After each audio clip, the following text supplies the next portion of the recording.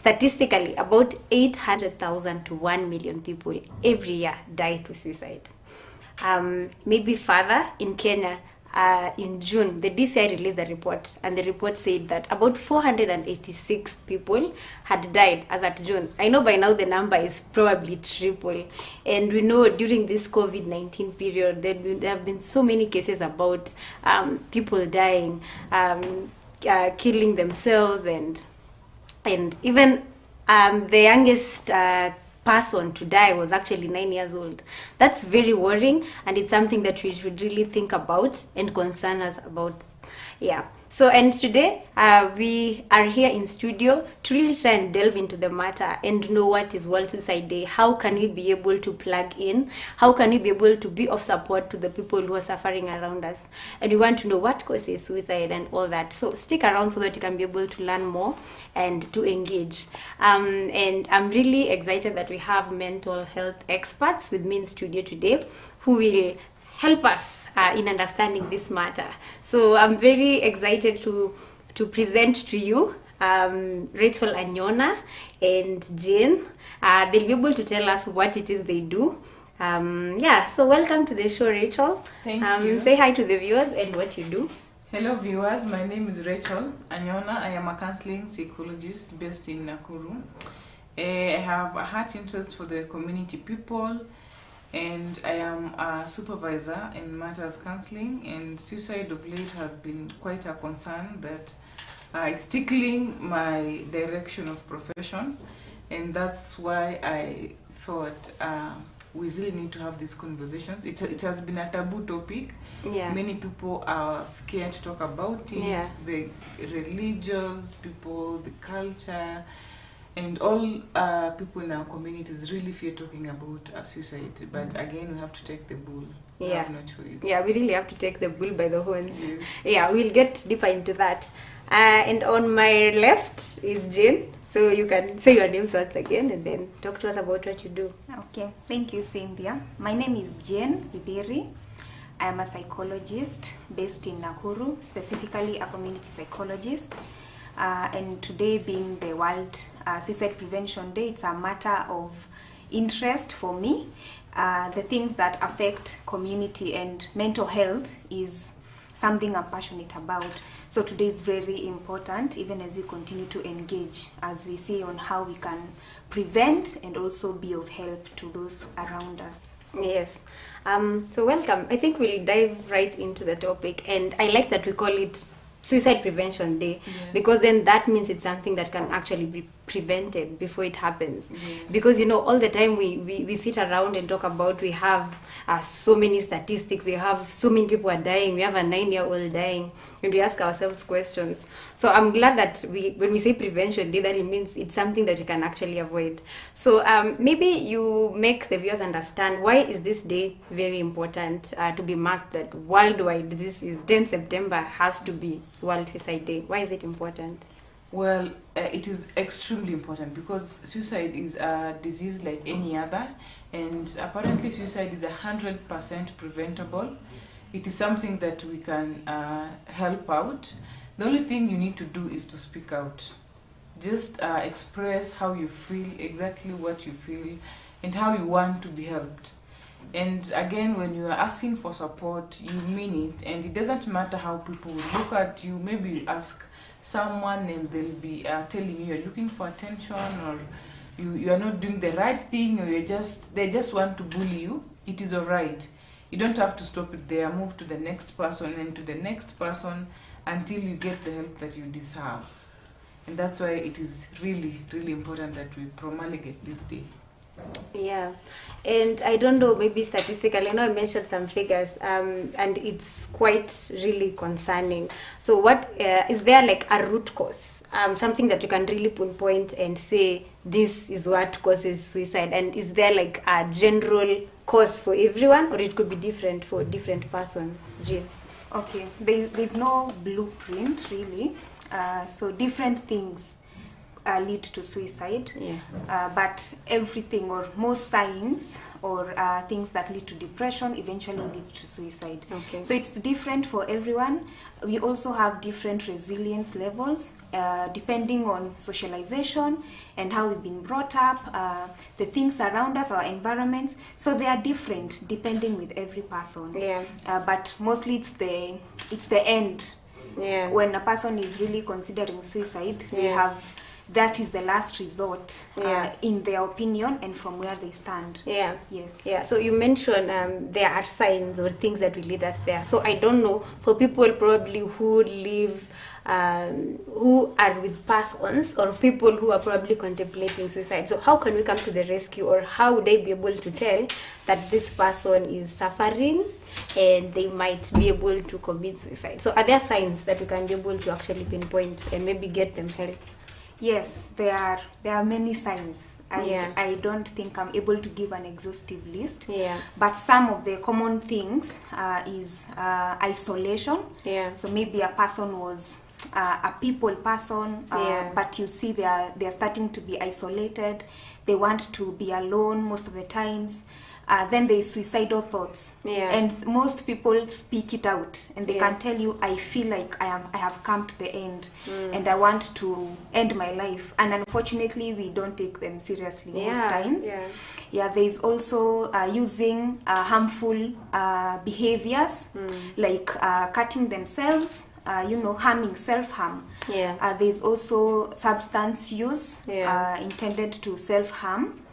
Also, there are risky behaviors, as simple as crossing the road at the wrong time. You can see the car approaching, but you still want to cross. So some of these things, they are very easy to identify. Yeah. But unfortunately, I don't know why we are yet to take them as seriously as we should. Yeah. And it's important that we keep busting the stigma around it, so that Yeah. even when people talk and when people really speak about these symptoms that Yeah. we're able to see, we are able to take them seriously. Yeah, yeah. I think that's very important. I don't Yeah. know, Rachel. She says it's a very long list. Yeah, of it's a very something. long list, and Yeah. I would wish to add some of the things that you can look at. Some people get into eating disorders, like they can eat a lot. It's not like they have gained appetite from the blues. It's just that they are trying to calm their deep down feelings, the hurtful feelings, with the feeling of satiety with food. Yeah. And then some people are on that aspect of eating disorder. Some people, they don't eat, they just don't want to eat. They're starving, and maybe they're hoping that they'll starve to death, and that's how especially children display their suicidal behaviors. And some people also get into sleeping issues. They either oversleep, like people just decide to sleep from morning to around midday. It's not normal. I mean, even if you are Yeah. tired, you really want maybe to oversleep, this other day, because you have a real reason. You have a reason to prolong your sleep. But again, if you find someone who is really extending their sleep, maybe to about 2 p.m., 4 p.m., Yeah. and then they are neglecting even self-care, like they don't want to brush their teeth, they are not even taking showers, like basic things you are expected to do for taking personal hygiene, Yeah. they neglect. And then sometimes some people don't even sleep. Like, of course you're in bed, but you can't get sleep because you're just in bed and you are sleeping, you're putting your head down, Yeah. but you're not resting your mind. Yeah. So your mind is always racing and finding reasons to die, and trying to look for ways actually to die. That is what really happens. Yeah. And then if you realize that someone maybe is trying to discard their very, very important properties, Yeah. and it has been a culture, or it has been very common that when people have made, let's say, chronic illnesses, they decide to give away their properties, their cars, their land, and all that. It's, of course, they are, in other words, preparing themselves for Yeah. death. Yeah. So that is actually another sign that happens to people who are trying to suicide, because they start giving away they might not have very, very big things that we expect. Maybe they're just good clothes, like Christmas clothes. Maybe they are kids. Yeah. They're giving away their Christmas clothes, they're giving away their shoes, you realize that is something that you need maybe to address and ask, why would you want to give away this? Because you really love it. It's something that you really adore. Then what has changed? Yeah. And sometimes when people say that they really wish, because it comes from your cognition to your behavior, you know, in action. So when people say that they wish to die, or maybe tomorrow you will not see me, of course it's a loud cry for help. Yeah. When people say that it's seeking attention, then let's call it seeking attention, then help them. Yeah. Because then they have your attention. Yeah. So what are you going to do just after saying they're seeking for attention? So then what? Because people have different ways of expressing their needs and their wants and how they feel about themselves. And actually, most cases you'll see these things, especially between the ages of about 14 to 35, they are really, really dying to suicide. Actually, it's the leading number 4 cause of death, yes, in Africa. And actually, suicides are very high in developing countries, of course, because of the other factors that are around it. So you need to take up a step rather than making them look like demons. And find a way, especially looking for maybe their family, their support system, someone they trust, and being with them in the moment, so that they don't get to a point of dying. Then you start posting, oh, rest in peace, we loved you. You know, that's what people post more than supporting the person. So we really need to focus actually on the support. Yes. I think before we even dive in further into places of support and all that, still talking about causes of suicide, I don't know whether there's truth to this. Is suicide maybe connected genetically? Because I've had people say if you had someone who died to suicide in a family, then there are chances that someone else down the line can actually also commit suicide. So I don't know, is there truth to that? Okay. What could be inherited? There's some truth, but what could be inherited is the vulnerable personality. But that only predisposes them. Meaning, if the chances allow for me to commit suicide, I'll actually do it. But with a support system and with other measures, and also the environment, if the environment is not enabling to this already existing thing, I don't want to use jargons, things that make me to be in a position that I can actually commit suicide, then you're able to not do it. Also, as I mentioned earlier, we have resilience. So my family may have been involved, or a few family members may have died to suicide, but because of my resilience, I'm able to handle the pressure and the challenges in a better way. Let me use better. In a better way than maybe they did. So I will be at a lower chance to commit suicide. So there's some truth in it. So you mentioned the word resilience. So I want to understand, what is that and how can we build that so that anyone who maybe is in that line of suicide or there's that family history can be able to build the resilience. So what do you mean by that exactly? Okay, resilience is the ability to handle the pressure. You realize two different people can face the same challenge and behave differently. The reason they behave differently because of resilience. So one is able to take in more pressure and cope better, and another one will have challenges with coping. So it depends with how you've learned, the socialization, meaning how you've been brought up, the environment you've been through and in. All these inform our resilience. So we don't have a similar way. Every person is different. There's a lot of individualism in mental health. Okay. So how do you build that? How do we build that? Maybe if I can come in, you can use resilience. Can start at a very early stage in life, especially in parenting and in upbringing. In as much as we say that you can inherit vulnerable traits, you can as well learn by observation and imitation.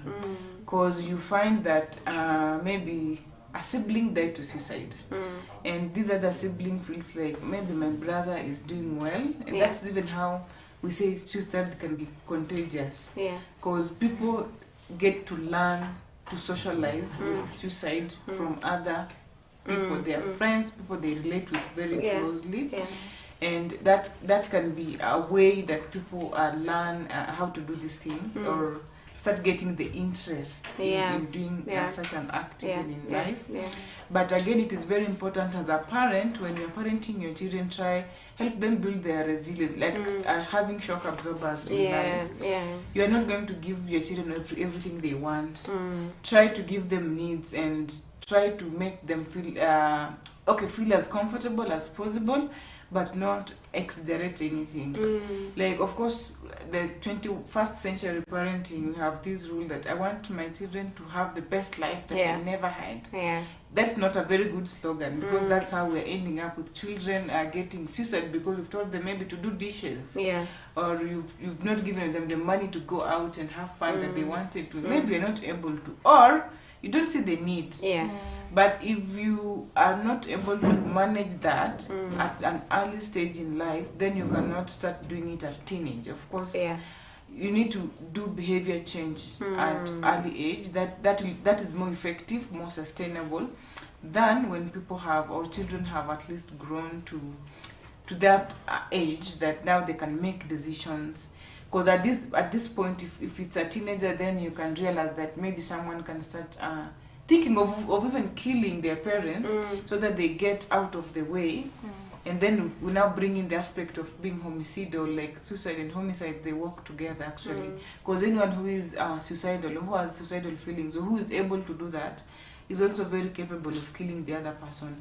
And you can bear me witness like that. So many people who are dying, like who are dying to suicide, some of them try to kill or kill other people.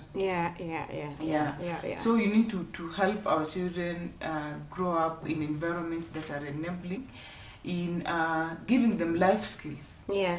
Rather than training them to get maybe perfect A's, and they are not good. Like, for instance, last time we don't even have jobs, and of course getting an A is a very good thing, but having life skills strategies is a better thing to a child, because by doing so you are building their resilience.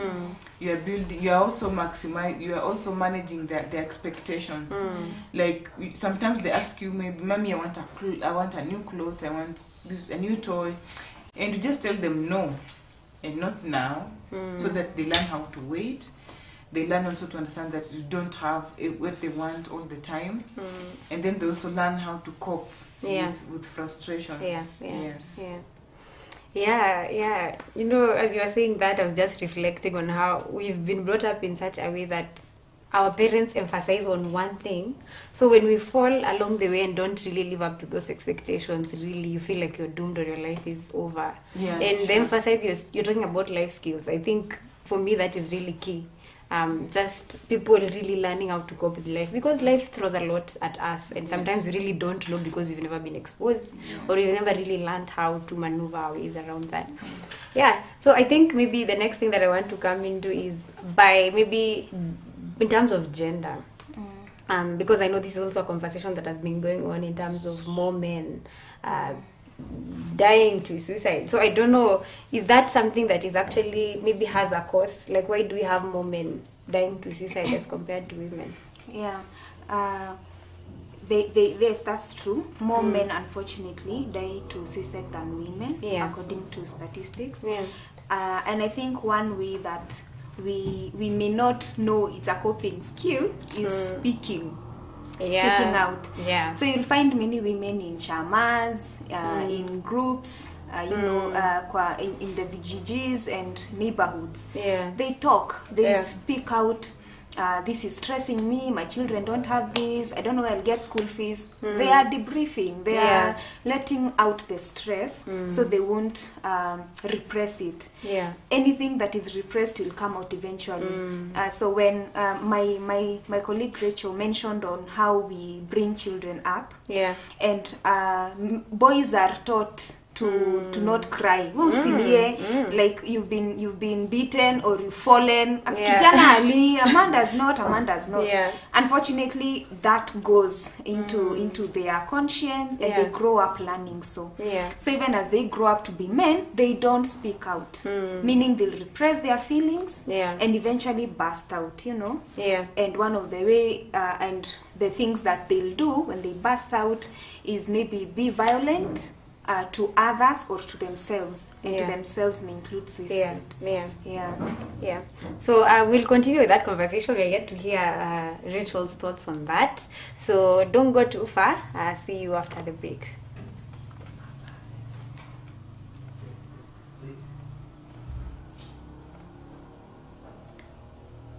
This week is National Suicide Prevention Week. Leads up to World Suicide Prevention Day on Friday. So this morning we're taking a closer look at how this event came to be and how the people behind it are working to save lives. On September 10th, 2003 in Stockholm, Sweden, the International Association for Suicide Prevention teamed up with the World Health Organization to create a day dedicated to a very important issue, that suicides are preventable.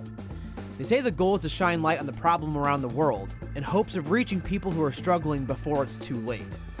The first year was a success, so in 2004, the World Health Organization formally agreed to co-sponsor the event again, making it an annually recognized day. Right now, World Suicide Prevention Day is observed in over 60 countries with hundreds of events around the world. Nationally, Suicide Prevention Week is always the week of September 10th. In 2016, WSPD launched a two-toned ribbon to raise even more awareness. The yellow and orange colors represent a candle flame, something often seen at events trying to raise awareness about suicide prevention. The ribbon was even added as a Twitter emoji for the World Suicide Prevention Day hashtag in 2018. That hashtag will be back again this year and will be available in 16 different languages. Each year, World Suicide Prevention Day has a different theme, and this year's is Creating Hope Through Action. Local organizations will honor that theme with several different events and fundraisers. The American Foundation for Suicide Prevention has 2 local offices, hosting events and fundraisers year-long to spread awareness. Their signature event is the Out of the Darkness Walk, which happens across the nation and brings together those affected by suicide and all those who support them. The next one is in Indianapolis on September 12th, but if you can't make it to that, they're always taking donations, which you can make on their website. If you'd like to go to any of these events or you want to donate to help out, just text the word HOPE to 502-582-7290. We'll send you that information, plus resources you can share with others about suicide prevention. This week is National Suicide Prevention Week. Leads up to World Suicide Prevention Day on Friday. So this morning we're taking a closer look at how this event came to be and how the people behind it are working to save lives. On September 10th, 2003 in Stockholm, Sweden, the International Association for Suicide Prevention teamed up with the World Health Organization to create a day dedicated to a very important issue, that suicides are preventable. They say the goal is to shine light on the problem around the world in hopes of reaching people who are struggling before it's too late. The first year was a success, so in 2004, the World Health Organization formally agreed to co-sponsor the event again, making it an annually recognized day. Right now, World Suicide Prevention Day is observed in over 60 countries with hundreds of events around the world. Nationally, Suicide Prevention Week is always the week of September 10th. In 2016, WSPD launched a two-toned ribbon to raise even more awareness.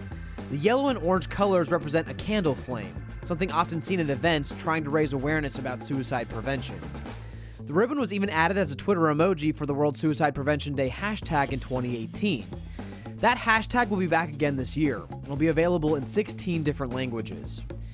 Each year, World Suicide Prevention Day has a different theme, and this year's is Creating Hope Through Action. Local organizations will honor that theme with several different events and fundraisers.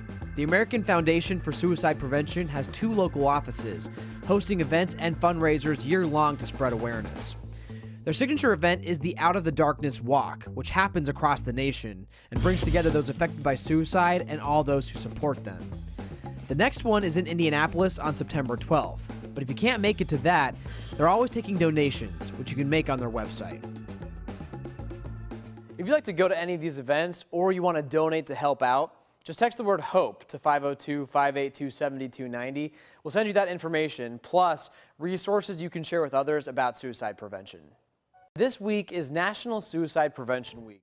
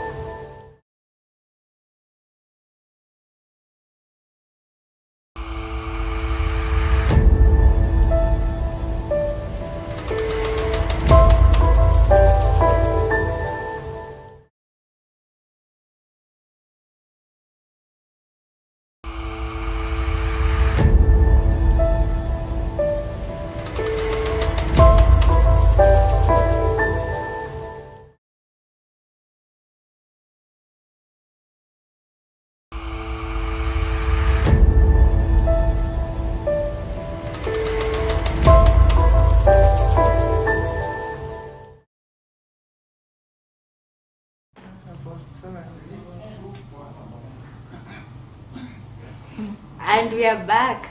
Welcome again. Welcome back. So Today we are having a conversation about the World Prevention Suicide Day. And just before the break, we were talking about how it is important to commemorate this day because the statistics really are worrying. And if I can recap, about every 40 seconds, every day, someone dies to suicide. So yeah, I've been learning a lot from the conversation that I've been having here in studio with Jane, who's a counseling psychologist, as well as Rachael Anyona, who is an author and a psychologist. We've learned so many things about the causes of suicide. And did you know it can actually be genetic, but we can be able to learn how to be resilient and how to cope with this. So before the break, we were just talking about how statistically more men are more predisposed to suicide as compared to women. And Jen had shared with us how for many women we tend to speak and debrief, and that's how we are able to seek help and get support. And so we were just about to hear from Rachel and about how and what she thinks about the matter. Of course, more men are socialized actually to not express how they feel. And I would just want to add, men, that expressing your feelings is not a weakness. It is actually a strength. You need to express how you feel and how you really want to be supported. Men all over the place, they are saying, the girl child is being empowered, we are leaving the man behind. But in as much as we are trying to bring in the man, they are still not very willing. And that is another concept that is affecting the suicide numbers, especially in men. And then there is an aspect of they call it the ego, the male ego. Of course, ego is something that is in both men and women, but they say that men have this thing that talking about your issues is actually an embarrassment to your family and yourself. And we want also to encourage men that when you speak about your things that you are going through maybe violence at home, because there are many forms of violence. You need to express it, because men are getting suicidal and even homicidal because of the things that they are going through in their homes, and they're not able to express exactly what they feel. And another factor is that men generally, in the same spirit of not expressing how they feel, they don't even mourn. They mourn, but not like appropriately, because they'll be told to be strong and to stand up as a man and take the manly chair and position and all that. But like something like loss and grief, it has 5 stages, and depression is one of it. So most men, when they go through maybe, let's say, a loss, then they go through the process of loss into denial, and you are bargaining, you are angered, and then to depression. They get to stuck there. So anything that triggers them, they are so overwhelmed emotionally. Like my colleague said, anything that is repressed must just come out. And when it's bolted up, definitely it blows off. So those are the reasons as to why more men get to die to suicide. And then again, also men use very lethal ways of trying to suicide. Women can try suicide by using the simple ways, and it is easy to save. But for the men, they really go an extra mile because of the confidence that they have. Of course, a boy is raised with a lot of confidence because you are a man in the African society, and even in the whole world. So when they want to take up that thing, they just take it up with a bang, and that's how they use very, very little ways. And to that, that makes it very hard to save them, or very minimal chances to salvage actually the situation. So I don't know. So how can we, because men are already in this situation where they feel like that, like they can't speak, like all this cultural and socialization have made them not have the help-seeking culture. So how do we plug in, or how do we meet them where they are? Like, how do we actually begin to change this so that more men can get the support that they need? Again, we have to go back to the roots, raising the boy child. We need to always encourage them, we need to make them feel important, and ask them to express what they feel from being the boy that they are before they get to a man.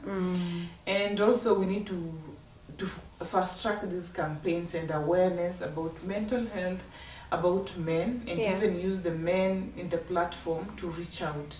Actually, I noted that when men are having their own discussions, sometimes they do not take the female support kindly. So if you are a male counselor out there, a mental health advocate, a male psychiatrist, reach out to the rest of the men, to the world, and talk to them. Maybe you can start by your child, your parents, and going from within to without. And we can as well use other platforms where we can meet men and have conversations around this thing. Maybe if men are having a good time, maybe they're playing a draft or a chess or something. At that point is when you can incorporate this topic, because definitely their let's call it defense mechanisms are very low, so they are not as resistant as they will be, or as vigilant as they would be. So maybe their mind is concentrating on something else. They are playing, or even some even in the bar they're drinking, but you bring in a topic that you can be discussed other than politics or football, the things that they are used to. Because at the end of the day, we cannot just say we want to ignore that aspect, that men, we can't go reach them from where they are, because we are doing everything in our position to save lives. If you can go there and talk about football, then again you can still go there, talk about football, and then talk about why are people killing each other. And even in churches, the men in clothes, they can as well talk to the people about this, and have this conversation in the men fellowships, in the family systems, so that we can reach as many men as possible as far as mental health is concerned. Thanks, Rachel. And I think maybe further to that question, and I'd like to ask you, Jane, so in terms of how we can cope, how even men can cope, how women can cope, how children can cope, what are some of the skills maybe that we need so that we can be able to protect ourselves or guard ourselves against all this depression and things that might actually lead us to suicide? Okay, thank you.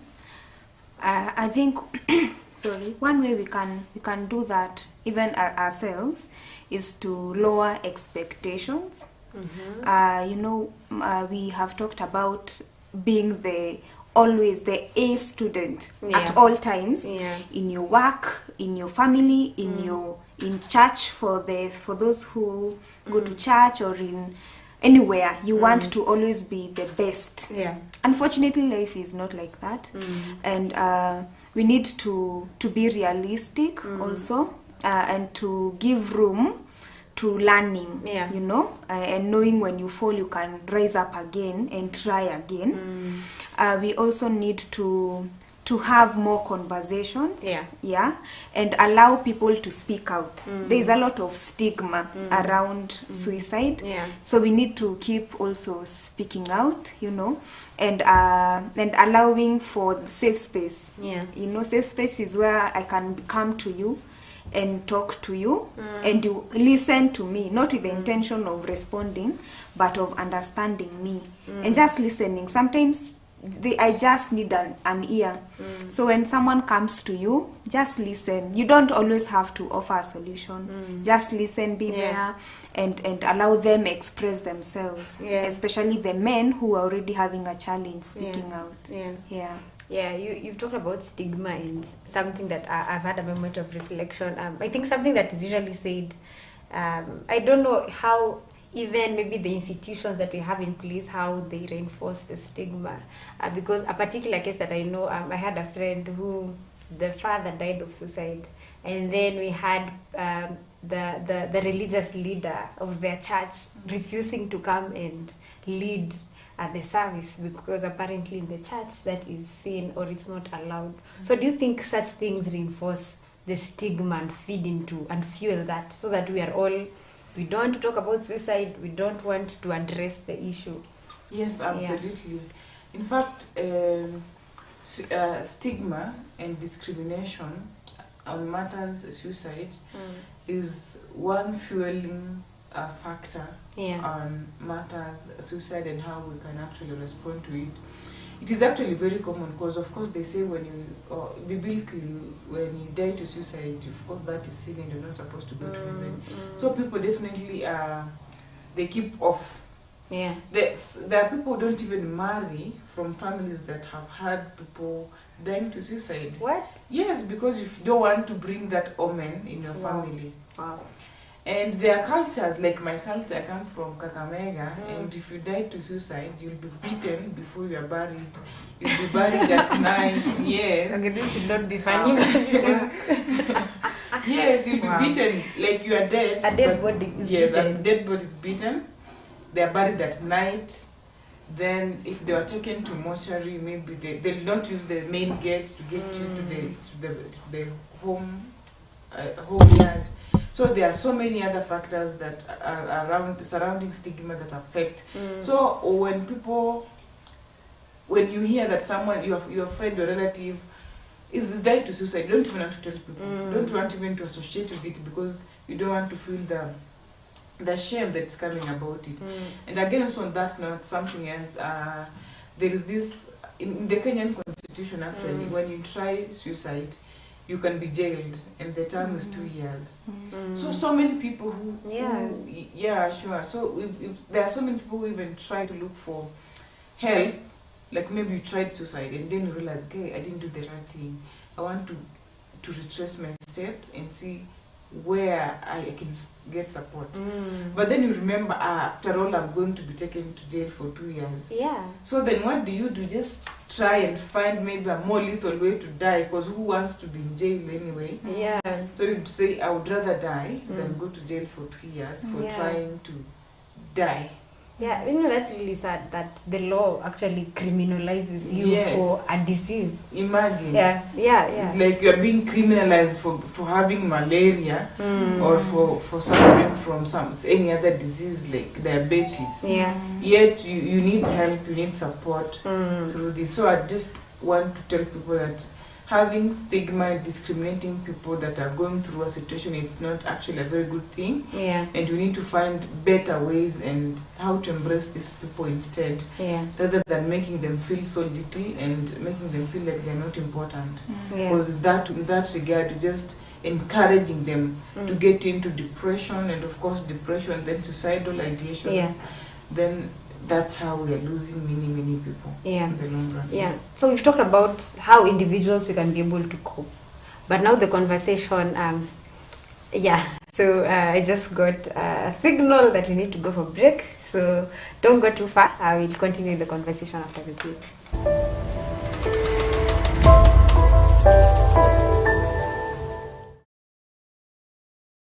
Leads up to World Suicide Prevention Day on Friday. So this morning we're taking a closer look at how this event came to be and how the people behind it are working to save lives.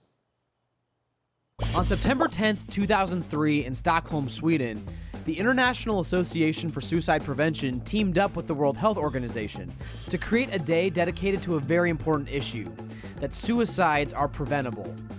They say the goal is to shine light on the problem around the world in hopes of reaching people who are struggling before it's too late. The first year was a success, so in 2004, the World Health Organization formally agreed to co-sponsor the event again, making it an annually recognized day. Right now, World Suicide Prevention Day is observed in over 60 countries with hundreds of events around the world. Nationally, Suicide Prevention Week is always the week of September 10th. In 2016, WSPD launched a two-toned ribbon to raise even more awareness. The yellow and orange colors represent a candle flame, something often seen at events trying to raise awareness about suicide prevention. The ribbon was even added as a Twitter emoji for the World Suicide Prevention Day hashtag in 2018. That hashtag will be back again this year and will be available in 16 different languages. Each year, World Suicide Prevention Day has a different theme, and this year's is Creating Hope Through Action. Local organizations will honor that theme with several different events and fundraisers. The American Foundation for Suicide Prevention has 2 local offices, hosting events and fundraisers year-long to spread awareness. Their signature event is the Out of the Darkness Walk, which happens across the nation and brings together those affected by suicide and all those who support them. The next one is in Indianapolis on September 12th, but if you can't make it to that, they're always taking donations, which you can make on their website.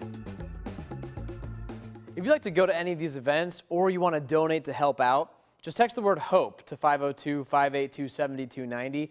We'll send you that information, plus resources you can share with others about suicide prevention. This week is National Suicide Prevention Week. Leads up to World Suicide Prevention Day on Friday. So this morning we're taking a closer look at how this event came to be and how the people behind it are working to save lives. On September 10th, 2003 in Stockholm, Sweden, the International Association for Suicide Prevention teamed up with the World Health Organization to create a day dedicated to a very important issue, that suicides are preventable. They say the goal is to shine light on the problem around the world in hopes of reaching people who are struggling before it's too late. The first year was a success, so in 2004, the World Health Organization formally agreed to co-sponsor the event again, making it an annually recognized day. Right now, World Suicide Prevention Day is observed in over 60 countries with hundreds of events around the world. Nationally, Suicide Prevention Week is always the week of September 10th. In 2016, WSPD launched a two-toned ribbon to raise even more awareness.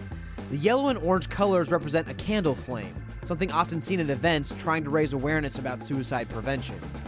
The ribbon was even added as a Twitter emoji for the World Suicide Prevention Day hashtag in 2018. That hashtag will be back again this year and will be available in 16 different languages. Each year, World Suicide Prevention Day has a different theme, and this year's is Creating Hope Through Action. Local organizations will honor that theme with several different events and fundraisers. The American Foundation for Suicide Prevention has 2 local offices, hosting events and fundraisers year-long to spread awareness.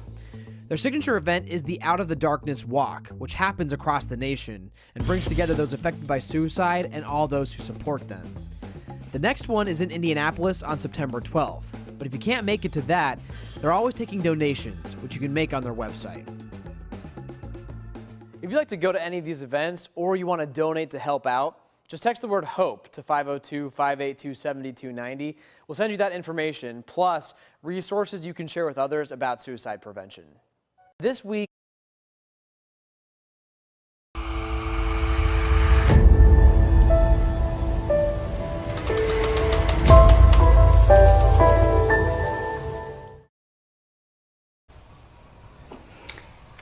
Hi guys, and welcome back to the show on Truth TV. Today we are talking about World Suicide Prevention Day, and in the last, before we went for the break, we were talking about how we can be able to cope. We've also talked about the different causes of suicide and why more men are predisposed to suicide as compared to women, and what we might be able to do to support the men. So I hope you stick around so that you continue learning just as much as I've been learning on suicide and how you can be able to plug in. And before we went for the break, we were having a conversation about how institutions and actually the law criminalize suicide, and that really makes it hard for people to be able to get the support that they need. So the question that I have for both Jane and Rachel, as stakeholders or as people who actually work in this field, what can we do about the law? What can we do about the institutions, and especially religious institutions, who really criminalize matters of suicide and make it a taboo?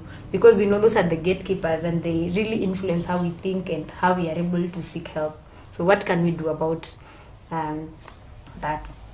And that's the whole point why we are here. We are actually doing advocacy. The only thing we can do is to advocate, and that's why we are called advocates of mental health. The only thing we can do is advocate for people to normalize these conversations, to normalize these reasons as to why people die. Because you realize, like, role number one, or cause number one for suicide is having conflict in families, and number 2 is relationships.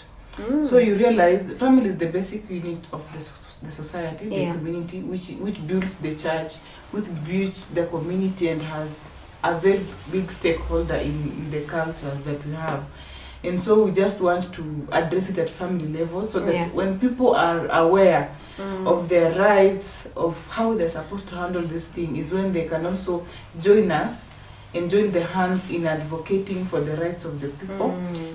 And advocate to bring even that law, because the last time even this aspect was in the Kenyan Parliament, it was actually thrown out, and we are looking forward to keeping on until we get there, because that's the only we are at their mercies. And of course the religious people, we are just trying to urge you that you need to embrace these conversations in your churches, in the mosques, and every other place that it's actually a religious place, so that we reach, because that's where you can reach so many people at a go. So you can imagine just one preacher talking about how we can embrace someone who's having a mental health issue, and in this regard embracing someone who has suicidal ideations. That way they have saved like a whole generation. So we're just pleading with them that please join us in this advocacy plan. Speaking of advocacy, and just even reflecting on our own constitution, right to health, that is a human right that all of us, by virtue of being human, should be able to access. But do you think the government takes this seriously? Do you think mental health is, because suicide is criminal, and yet we all have a right to health? Isn't it ironic?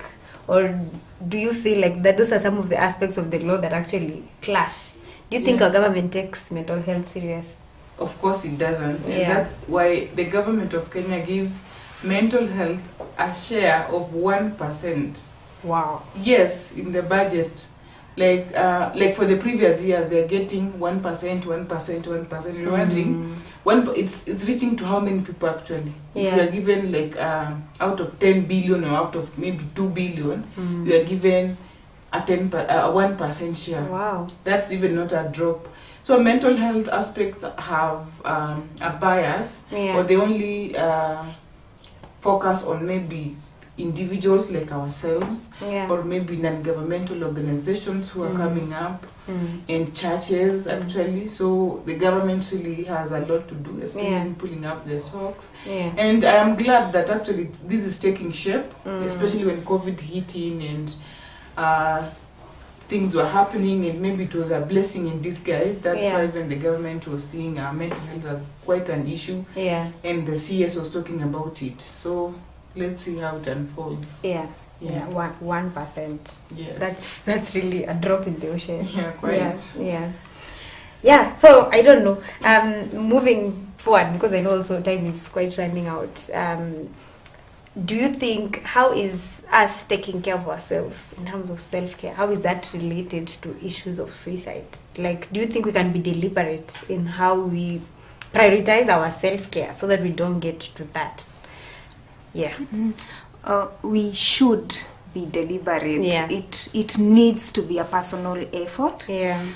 So part of the importance of self-care is building resilience too, and also kind of cushioning ourselves again, because life is not a straight line. We'll have challenges will come, we'll have people failing us, we'll have disappointments, but we need to know how to cope. So self-care is key. It's very important, and it doesn't need to be very expensive. You know, when people hear self-care, you'll think of going to a flashy hotel, going to Dubai, vacation. But they are very affordable ways, and it depends with what works for you. That could translate to a long shower, taking a long shower, or just taking a walk. Or walking on grass. It could mean I don't know, whatever works for you. Having on something that smells nice, looking good, just bathing twice a day instead of once. Like whatever works for you and whatever your pocket can accommodate. Because then again, we don't want to raise too high of standards that you're not able to meet and give people pressure, but you're able to navigate in an affordable way in regards to taking care of yourself. It needs to be part of the to-do list that we have, and being very intentional about it. It's the only way to live and navigate this life. Thank you. At least now we know we really don't have to break the bank to take care of ourselves. There are affordable ways that we can be able to do that. Yes. Speaking of amongst her many titles, Rachel is an author. And as you're talking about self-care now, she's written a book called The Concept of Self-Care. So I don't know, maybe you can give us a short snippet. What is this book about? What can we learn from it? This book has very simple life, like real life translated concepts that we can use to learn on how to take care of ourselves. And of course, it's actually supposed to be a community-based approach in that you can take care of yourself, just as my colleague has said, without breaking a bank, without making it too expensive. And before you get to taking care of yourself, project number one, you need to understand who you are, the things that you enjoy, and also that twins. And also when you're trying to manage suicidal thoughts and feelings, you also need to understand who you are, your roots, where you've come from. Because of course, when you are aware of your predispositions, then again it is easy for you to work on them and to focus on growth and even be a better person. So when you're taking care of yourself, you are taking care of others as well. There are also some acts of charity you can do that will make you feel so good. Like, that's a win-win situation. When you visit a children's home, a vulnerable place, you give them whatever it is that you have, you leave that place feeling fulfilled. You feel like, I have a purpose that I have met, and it has been instrumental. It was important that I do this. And that a particular moment, you also impact on their life. Like, they also feel like you have changed something in them. You have given them clothes, you've given them a word of wisdom. It doesn't have to be a material thing. It can even be just an advice, a life skill. We're talking about conflict resolution skills, things that you have at hand, like crafted, that you can support other people with. You can talk about effective communication. You can talk about we talked about conflict resolution, stress and stress management, even at homes and all that, so that each and every parastatal is actually embracing this at workplaces, so that we are meeting at a point of known from all aspects actually. That's the whole point of concept of self-care. It is not just as an individual, it can be as a group, it can be as a family. The bigger the merrier. The bigger the merrier. So maybe if you can go a bit personal. So Jane, what do you do for self-care? The first example I gave, I take a long shower. And also there's this the shower gels. So aromatherapy works for me. There's something called aromatherapy. Yes. I think we should just have a session so that you can break down the different types of therapy for us. And they can be as cheap as 100 bob in the supermarket. So I can take a long one, a long shower, just breathe in the smell. Also walks on grass. They are very and I don't need any money to walk on grass. And things like that. I walk. And very easy things, or just music, listening to music. But of course you also want to be careful not to overdo it, because even if they are coping mechanisms, if overdone, they can turn to be negative, like sleeping. If you oversleep, you'll miss out on work. You will not be effective with other duties at home. So you also need to draw the line clearly. What about yourself, Rachel? I love working out. I keep on working until I work out. And aquatherapy is also my thing. What is aquatherapy? I love having fun with water. Is that swimming? Yeah, it can be swimming, it can be just being in water, it could be a long shower, it can be taking enough water in a day. Okay, all the psychologists here like water. So maybe we should we should all try and find ourselves how we can interact with water. Yes, music and dance are my thing. All time there. And looking good and feeling nice. I try. Yes. So I also like hiking activities, forest bathing, the things that really make me get out of my comfort zone and then get into another comfort zone. So it's just a home away from home. And I get home feeling so refreshed. And also I love reading good books, like I'm a reader. So reading really brings me back to the system. And yeah, that's something that I keep in my life as routine. Yeah. Self-care is a routine. It's actually a lifestyle. Yeah. Yeah. I'm actually learning a lot. I think my self-care is very expensive, or maybe I didn't know there are other ways I can be able to do it cheaply. So I am learning a lot, and I think moving forward, this is a book that I need to read and that you need to read so that you can be able to get these tips that we are getting in the show in terms of how we can take care of ourselves better. So back to the topic of suicide. I know they're really related. So what can we do? And where can we get the support for people who are going through this? Yeah. Okay. Where we can get the support, there's immediate help around us. So if you're feeling suicidal, please speak out. It may be to your friend, it may be for those in school, maybe your classmate, maybe your colleague, but also try to find someone you can trust with the information. If you don't get the help there, go to the next person. It does not matter what that person says, as long as you get it out. So please speak out. There are also professional help. We are among the professional help you can access. So see a therapist. It's okay not to be okay, basically. And through action, that's what you are trying to say. It's okay not to be okay. You can also call toll-free lines that have counselors 24/7, because at times you may need to talk to someone, maybe it's at night and people are asleep. So you may call the toll-free lines. And also for the Christians, you can pray, God is ever listening. Please pray. Anything that makes you feel, it's also what works for you. Anything that works, please do it. But most especially, open up and talk to a person. It relieves it. We say a problem shared is a problem half solved. Yes. Yeah. Rachel, anything to add? Yeah, and every referral hospital has free counseling services. You need to take advantage of that.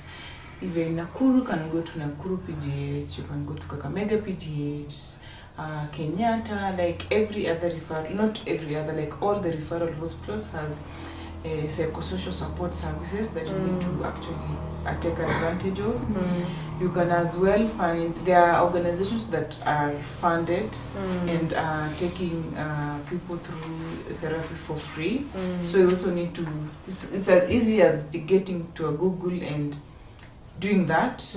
You can just Google on your phone and find free therapists around you. But again, you can still get very specialized services from consultants. Like we have Amsowel Counseling Center in Nakuru. We are at CK Patel 4th floor, so that you just come and your confidentiality is assured. Your matter is actually taken with a lot of heaviness, and empathy is actually assured of you. So you don't have any reason to die. We are giving you all the reasons to live, because we love you and we care about you and we think about you and we want to support you through this. We really imagine that what you're going through is not easy, but again, it's not the end of the road. We have support. You just need to reach out. Yes. Yeah. So as you wind up, maybe how can we plug in the rest of us? Like for myself, I'm a mental health advocate, but so how do I participate in all this to bring the change that we want? Yeah, there are forums that you can participate in. There are online forums, like for instance, on Sunday we have an activity that we are going at Jumia Rescue Center to visit the women survivors of gender-based violence, so that we are going to support them actually with material things and take this information to them. But again, we are also going to gain from the feeling that we will have after the event actually. So we are actually calling upon well-wishers to come join us, take food, dry foods and clothes, whatever it is that you have, if it's bedding, so that we can go support them. That's how you can plug in. Yeah. You can also join online forums, especially Twitter. We have so many mental health tweet chats. Personally, you can follow me at Anyona Amsowel on Twitter. We're having so many tweet chats to actually take this idea forward so that we don't just let it die. Sorry. We can also have conversations on Facebook. We have a Facebook page that's very, very vibrant. Like you can even use your pseudo account to inbox your issue and you're supported without the other person knowing who you are. So you can get into Amsowel Counseling Center Facebook page, just like the page and get into your inbox, in our inbox, and we are going to support you to our level best. Yes. Thank you very much, Rachel. Jen, how do we plug in and where can we find you if we need to consult? Okay. What I'd say is start from where you are. Yeah. So that may mean if you don't have a huge following on social media, you can begin on status WhatsApp. The status upload, and that you realize that reaches a lot of people. Someone may open up and you're able to refer. So it's okay if when a person, you're asking about how we can plug in. So if a person comes to you and you feel the issue they are discussing with you, you're not able to handle, it's okay to refer. It's good to, you'll be a good friend by referring them to the appropriate service provider that they need. So whatever the small step that you feel is small, just take it. So start from wherever you are, encourage, speak out, and continuously bust the stigma around suicide. Yes. Yeah. So where can we find you? You can find me on Facebook, Jane Githiri, and on Twitter is at Githiri Elizabeth. Yes, and we can engage and continue the conversation. Yeah, so I think viewers, we all, from the show, clearly we all have a very big role to play when it comes to suicide prevention. And from the experts, we've learned that suicide is something that is 100% preventable. So we should not really wait upon and keep crying over the statistics and keep accusing fingers, because really when we hear that a person dies every 40 seconds, that is something that should concern each and every one of us, because then that could mean it could be you, it could be your sister, it could be a family member. So let's do our best to make sure we are able to really prevent suicide, and do our best to make sure we have a world where everyone is at peace and everyone has access to health. And you know, when we talk about health, we mean the mental, the physical, and overall health. Yeah, so play your role this World Suicide Day. Thank you. It's National Suicide Prevention Week. Leads up to World Suicide Prevention Day on Friday.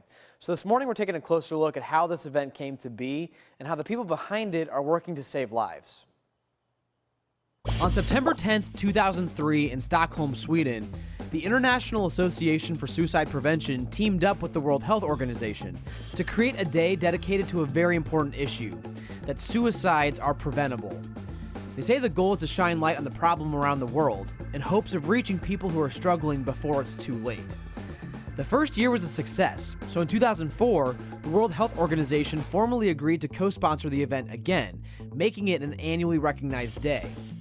Right now, World Suicide Prevention Day is observed in over 60 countries with hundreds of events around the world. Nationally, Suicide Prevention Week is always the week of September 10th. In 2016, WSPD launched a two-toned ribbon to raise even more awareness. The yellow and orange colors represent a candle flame, something often seen at events trying to raise awareness about suicide prevention. The ribbon was even added as a Twitter emoji for the World Suicide Prevention Day hashtag in 2018. That hashtag will be back again this year and will be available in 16 different languages.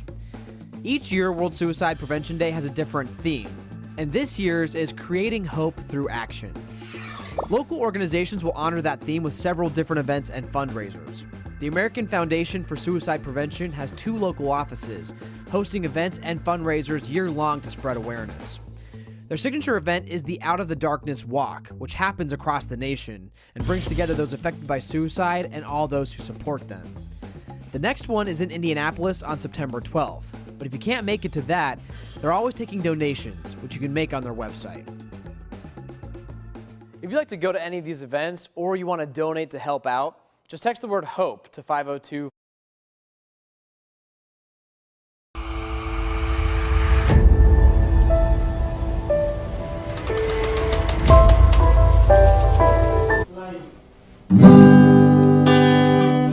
Damu yatiririka,